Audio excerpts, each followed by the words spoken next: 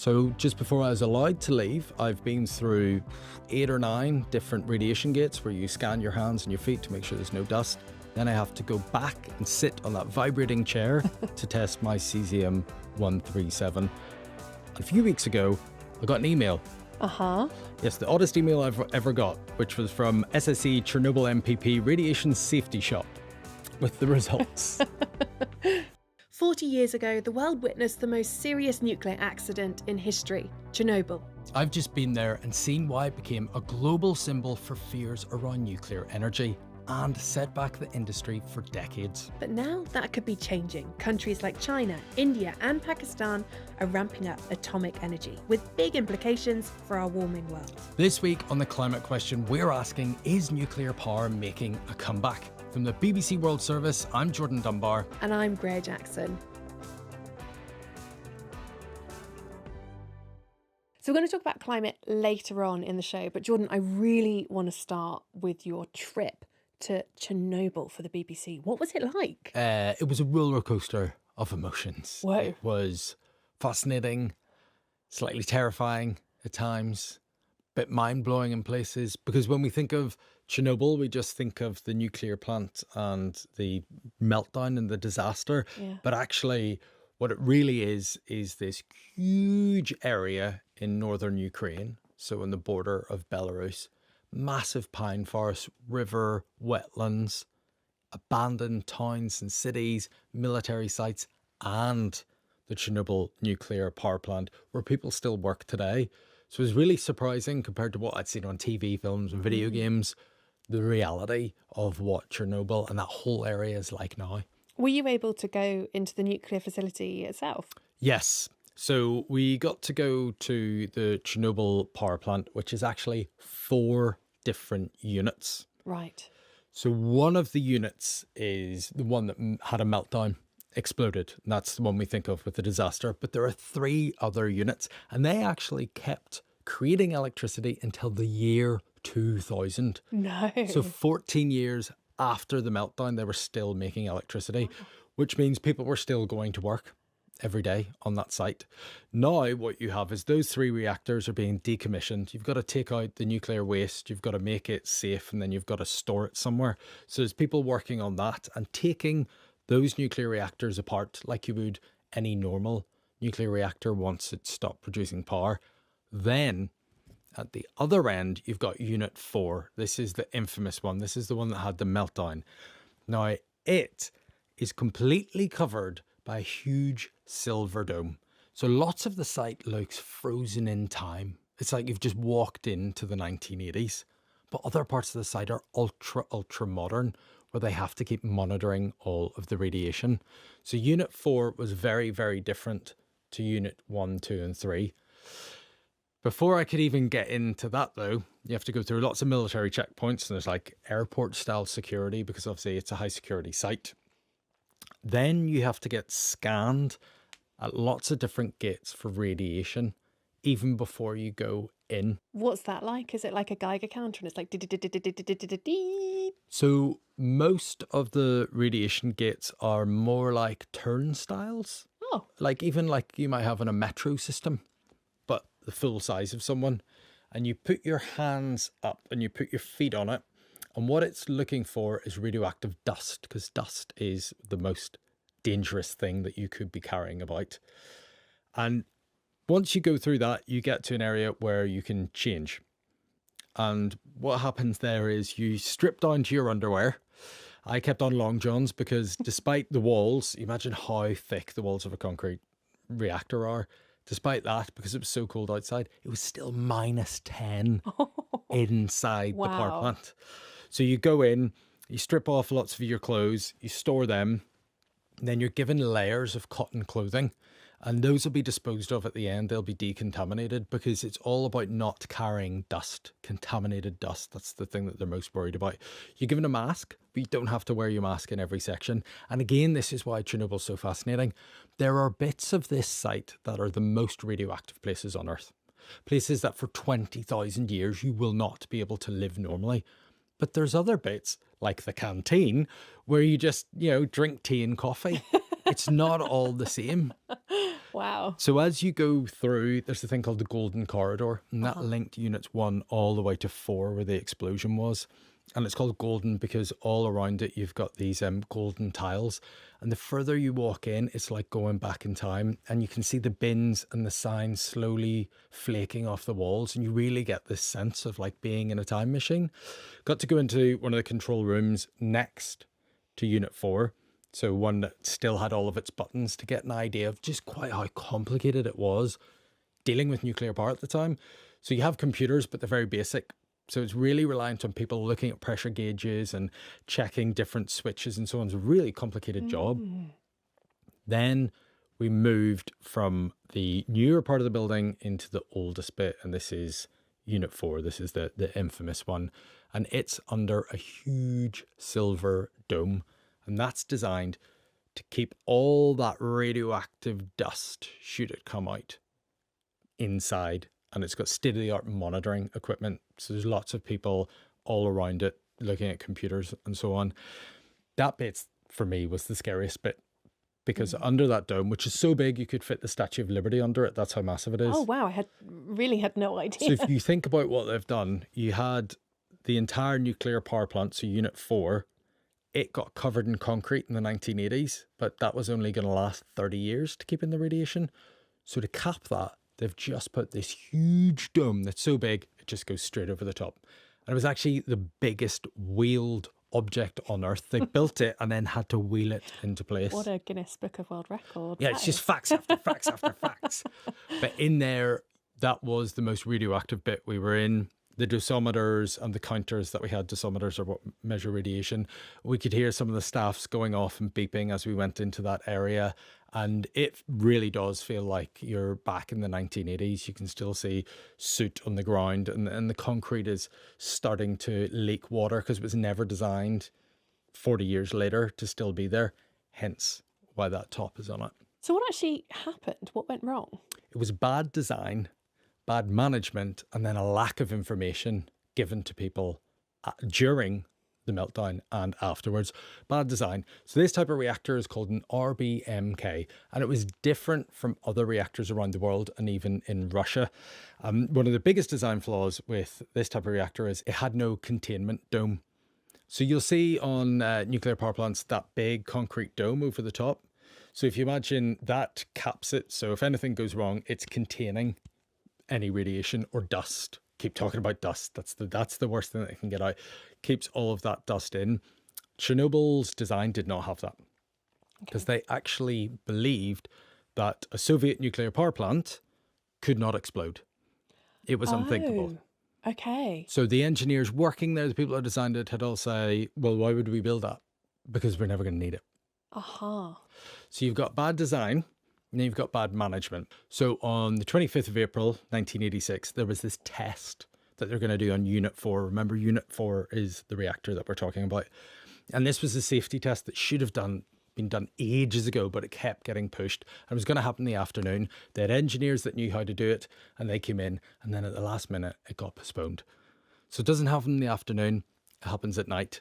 So you have a shift change, which means new people are coming on, and they're engineers that aren't as experienced at doing this test. So they begin the test at 1:23 a.m. Saturday, 26th of April. But something goes wrong. There's not enough power in the system, and the reactor's core, so that's where the nuclear reaction happens, becomes unstable. And when they hit the emergency manual shutdown button that should have stopped everything, it doesn't stop.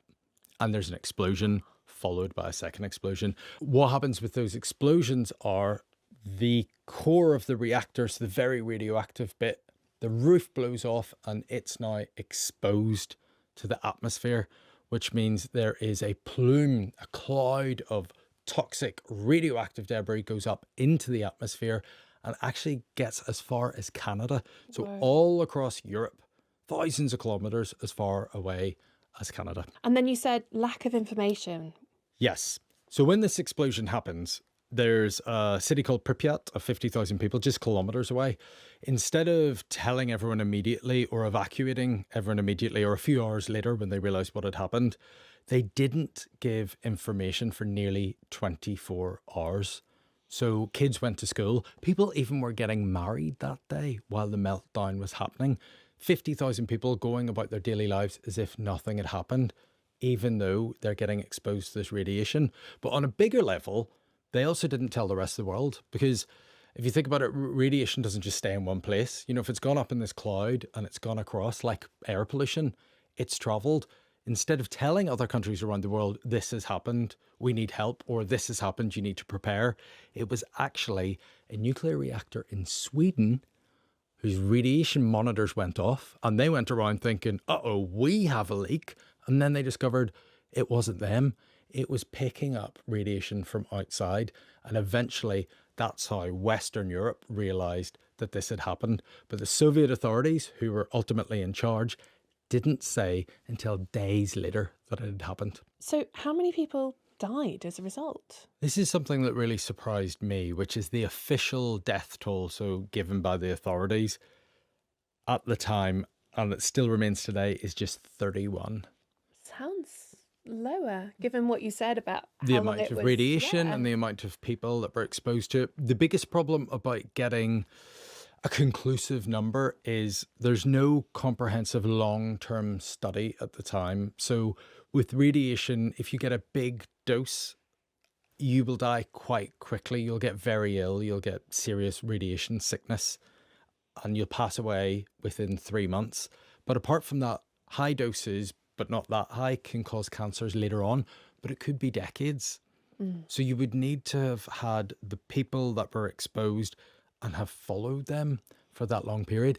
That never happened. And then the Soviet Union disintegrated in 1991. So it no longer exists. These are now 15 different republics that are different countries. So the UN says 8.4 million Soviet citizens, as it was, so from Ukraine, Belarus and Russia, were exposed to Chernobyl radiation. And in 2005, it predicted 4,000 people would die as a result of that exposure. Other organizations have put the number much, much higher, but we don't have a final conclusive number because those studies just weren't done. Yeah, and it sounds like we never will. What did the accident mean for nuclear power? What were the repercussions? Understandably, public opinion turned against nuclear power, because here's an example of how badly wrong it could go. You can see from polls at the time that there was a significant turn against nuclear power being built in people's local area and more fear. So in Western Europe, Italy had a referendum on whether they should build nuclear power plants. And because of that, they stopped because the public voted against it.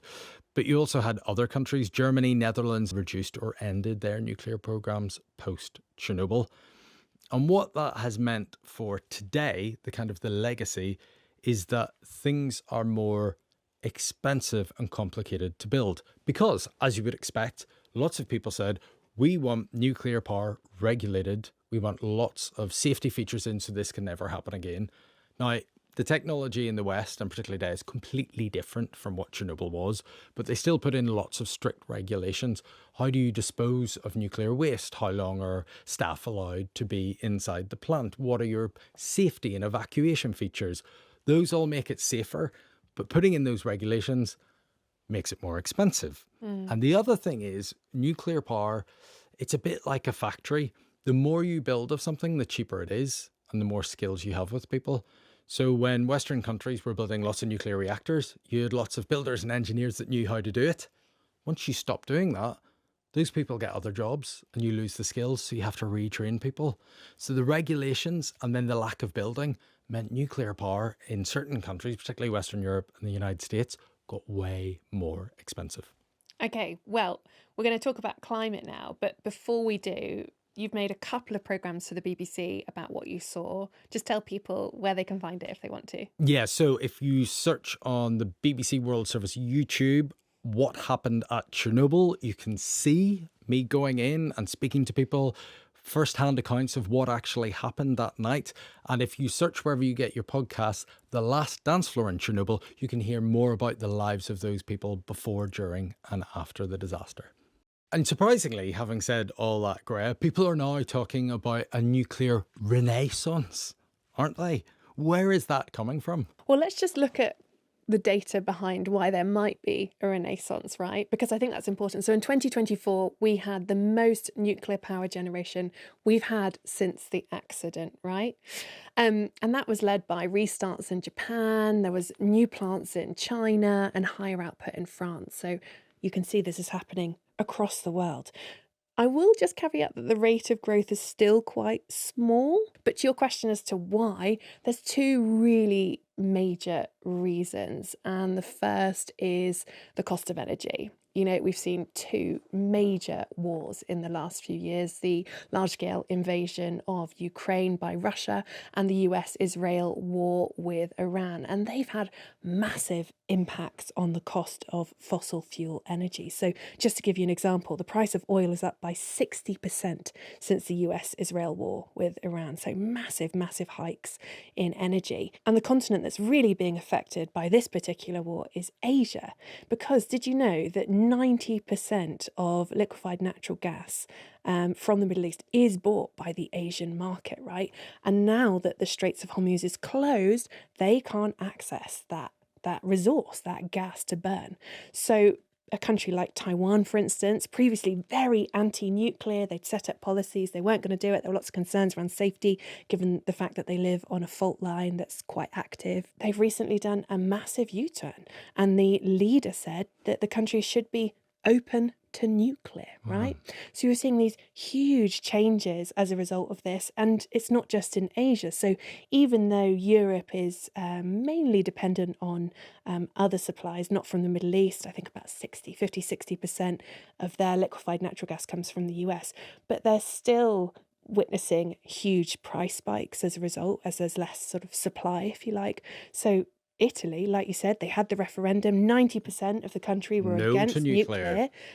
Now a new law's been proposed to boost nuclear in the energy mix to around 11 to 12%. So we are seeing this total U-turn in public opinion and political opinion. So just on that point, the argument that I've heard is that rather than having to rely on other countries where you import your energy, a very small amount of uranium, which does still need to be imported in most cases, can create huge amounts of electricity. So they're saying, actually, if we had nuclear, we would need less reliance on overseas fuel, right? Exactly. So you have energy security. You can create your energy in-house, and that means you're not as sort of exposed, if you like, to the fluctuations in the market around gas and oil and coal prices. So that's one of the sort of main reasons we're seeing at the moment.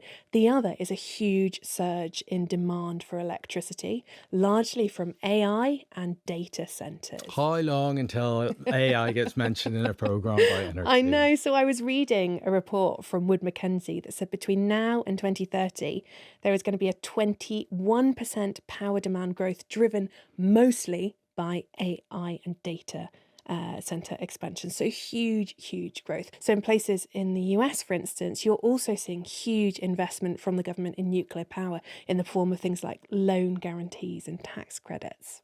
Well, what about the climate?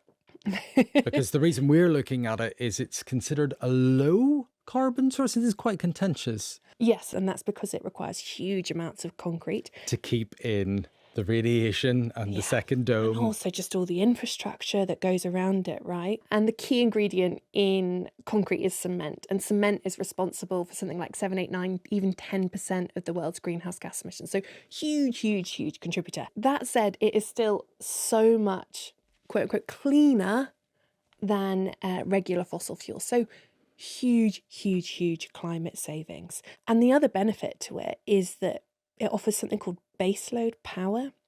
And that means it isn't subject to generating electricity when the sun shines in the case of solar, or when the wind blows in the case of, wind turbines, right? It can just be consistently on and sort of provides the backbone of a grid and keeps it stable in the times where, say, the weather's fluctuating a little bit, and therefore so is the electricity. So we've talked about Chernobyl and how the reactor design then was a bad one. The technology today has moved on massively. The designs are different. There's more regulations. It provides lots of energy, reliable energy from a small amount of fuel. What's the problem? Well, the major one is what you do afterwards, the nuclear waste. What do you do with this radioactive material that's potentially harmful for health that lasts for thousands, tens of thousands of years? The other sort of drawback, if you like, or criticism that some people put forward is that this is just a big distraction that takes us away from renewables. Renewables are much safer, they're easier to deploy, and frankly, much, much cheaper than nuclear power plants. I think proponents of the nuclear industry would probably argue that actually even a wind farm in the EU takes an average 10 years to build because of sort of all the back and forth with communities and often the pushback of the not in my backyard kind of thing. I mean, in recent years, when we bring up nuclear power plants, particularly in Western Europe, it's all about delays. In the UK, there's a plant called Hinkley Point C. You've been there, haven't you? Yeah, there's an episode. I was there when they were just starting to put on one of the reactor caps. And when I was there in 2022, they were going to be creating energy this year in 2026, but they're not. It's going to be 2030 and they're billions of pounds over budget. And that's repeated in quite a lot of places. Slow and expensive. Yes, and that's the sort of major hangover from Chernobyl, right? Is that we haven't really in the West got to a place where we have a manufacturing line with a supply chain where we sort of boot them off the shelf and then they get built. They are entirely bespoke, built to that place, and that means everything around them is bespoke. It means they're expensive, then they take a long time to build. So that's one of the key climate questions here is if they take 10, 20, 30 years to build and our climate goals are we must reach, net zero, so emitting no more emissions by 2050. Well, if it takes 3 decades to build, then It's too late. It's too late. So how much of a meaningful impact can nuclear power really make? Talk to me about China, because they haven't felt the same effect as the West has when it comes to nuclear power, have they? Yeah, I mean, they didn't have the same sort of Chernobyl-shaped public backlash in the way that much of the Western Europe really had. And they've really taken it on in a totally different light. So it's part of the government's sort of long-term planning, which meant it's had lots of policies and lots of investment over a long period of time, which means the industry has really been able to flourish there. So in terms of supply chain, but also the expertise. And they now build around 10 nuclear reactors every single year, which I find 10, which I find just mind-blowing, right? And the way they're doing that is they are standardizing nuclear reactors so they can just put them on a manufacturing line and just pop them out, which also has a huge impact in the cost. So Bloomberg NEF said that China is now able to build reactors at less than a fifth of the cost in the US and Europe. So fraction of the price. And it's also meant that they're signing deals with lots of other countries like Argentina, Hungary, Pakistan, Nigeria to export that knowledge, that expertise and build nuclear out in those countries as well. Yeah, it's interesting. We spoke about how just after Chernobyl, public perception, particularly in the West, for nuclear, it moved and became quite anti. Then it's come back up again. 2011, there was a Fukushima nuclear disaster in Japan, then dipped again. But now we're seeing it come back up.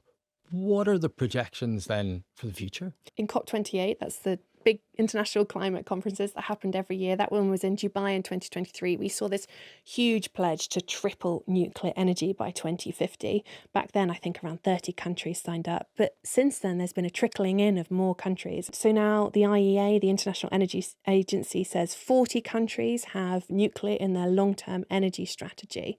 And so it appears we might be coming to this sort of tipping point, if you like, because lots of countries will be looking at their neighbours thinking, they've got nuclear, we should have nuclear too. So what does all this mean for the climate, right? That's what I really wanted to know.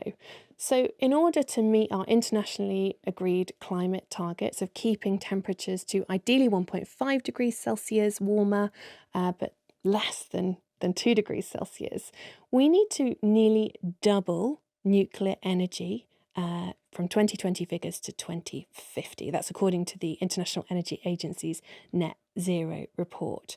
So when we look at how much nuclear is growing and set to grow in the next 5 years, they've produced another report, and between 2026, so this year, and 2030, nuclear energy generation is set to grow by 2.8%. So we did some little calculations in the office. Yeah. And that means nuclear energy would nearly double. So we are potentially on track with nuclear if we want to meet our internationally agreed targets. But that all hinges on them making things faster and cheaper and people being on side, I'm guessing. So it's dependent on all of these things. But the other key thing here, according to the International Atomic Energy Agency, is these things called SMRs, small modular reactors. They're much, much smaller. They produce about a third of the amount of energy, and they're modular. So they are built in factories and like a flat pack, shipped and then built. And so that means they're cheaper, less build times. And so they potentially could play a really important role in ensuring that that growth is sustained. But I don't know of any SMRs near me. Well, there are currently 2 in operation. A third is due to come online in China later this year or early next, I think. But there are also many others under construction or in licensing in Argentina, Canada, China, Russia, South Korea and the US. So much of this is about cost, build time and how other technologies advance in the meantime while these nuclear reactors are being built. What was interesting to me speaking to some of the survivors from the Chernobyl accident was many of them actually went back to work at Chernobyl. They went back to help with the cleanup, creating that dome, or they went back to help decommission the reactors that weren't part of the accident, so to make sure they're safe. And when I asked them about the legacy, pretty much all of them said the same thing, which was you have to be transparent. It has to be well regulated and it has to be transparent. So if an accident does happen, doesn't matter how unlikely that is, if an accident does happen, you have to tell the world and you have to tell the world quickly. So what happened when you left? So just before I was allowed to leave, I've been through 8 or 9 different radiation gates where you scan your hands and your feet to make sure there's no dust. Then I have to go back and sit on that vibrating chair to test my cesium-137. And a few weeks ago, I got an email. Yes, the oddest email I've ever got, which was from SSE Chernobyl MPP Radiation Safety Shop with the results. Let's have a look.